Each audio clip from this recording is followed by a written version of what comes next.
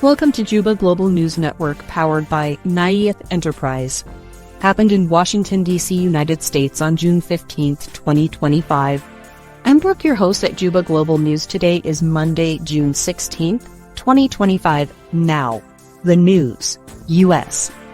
Restrictions by potentially banning citizens of 36 additional countries from entering the United States. President Donald Trump's administration is considering significantly expanding its travel states, according to an internal State Department cable seen by Reuters. Earlier this month, the Republican president signed a proclamation that banned the entry of citizens from 12 countries, saying the move was needed to protect the United States against foreign terrorists and other national security threats. The directive was part of an immigration crackdown Trump launched this year at the start of his second term, which has included the deportation to El Salvador of hundreds of Venezuelans suspected of being gang members, as well as efforts to deny enrollments of some foreign students from U.S. universities and deport others. In an internal diplomatic cable signed by U.S. Secretary of State Marco Rubio, the State Department outlined a dozen concerns about the countries in question and sought corrective action. The department has identified 36 countries of concern that might be recommended for full or partial suspension of entry if they do not meet established benchmarks and requirements within 60 days, the cable sent out over the weekend said.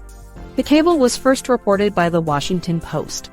Among the concerns the State Department raised was the lack of a competent or cooperative government by some of the countries mentioned to produce reliable identity documents, the cable said. Another was questionable security of that country's passport. Some countries, the cable said, were not cooperative in facilitating the removal of its nationals from the United States, who were ordered to be removed. Some countries were overstaying the U.S. visas their citizens were being granted. Other reasons for concern were the nationals of the country were involved in acts of terrorism in the United States or anti-Semitic and anti-American activity.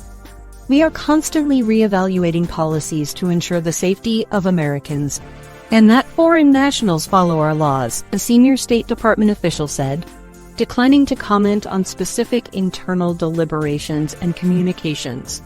The Department of State is committed to protecting our nation and its citizens by upholding the highest standards of national security and public safety through our visa process, the official said.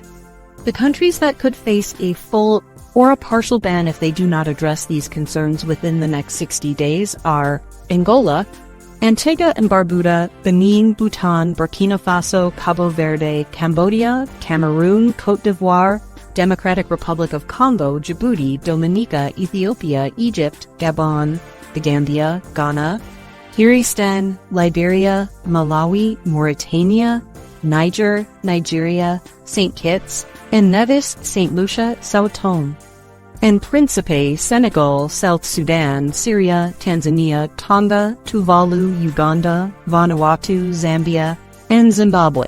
That would be a significant expansion of the ban that came into effect earlier this month. The countries affected were Afghanistan, Myanmar, Chad, Congo Republic, Equatorial Guinea, Eritrea, Haiti, Iran, Libya, Somalia, Sudan, and Yemen. The entry of people from 7 other countries, Burundi, Cuba, Laos, Sierra Leone, Togo, Turkmenistan, and Venezuela, has also been partially restricted. During his first in office, Trump announced a ban on travelers from 7 Muslim-majority nations, a policy that went through several iterations before it was upheld by the Supreme Court in 2018. This was so funny, 36 countries. Anyway, thank you for watching, and please subscribe to our YouTube channel at Juba Global.